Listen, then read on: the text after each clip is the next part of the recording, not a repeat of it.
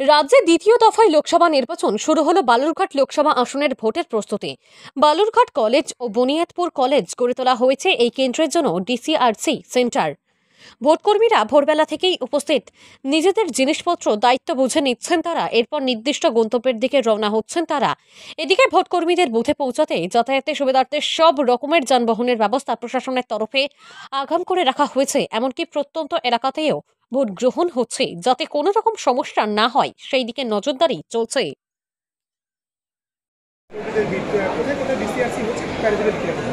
বালুরঘাট কলেজে হচ্ছে এবং বুনিয়াদপুর মহাবিদ্যালয়, এই দুটো জায়গাতে হচ্ছে। এখন সকাল থেকে মোটামুটি ভোটকর্মীদের ভিড় হয়ে আছে।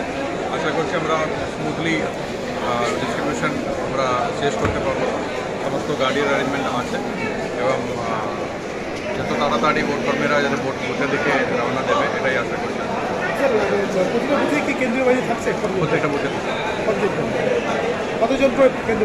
হাফ সেকশন করে প্রত্যেকটা পোলিং হাফ সেকশন মানে 4 জন করে থাকবে। যে বুথে 3টে মানে যে বেশি চলে যাবে ওরা ঢুকে যাবে।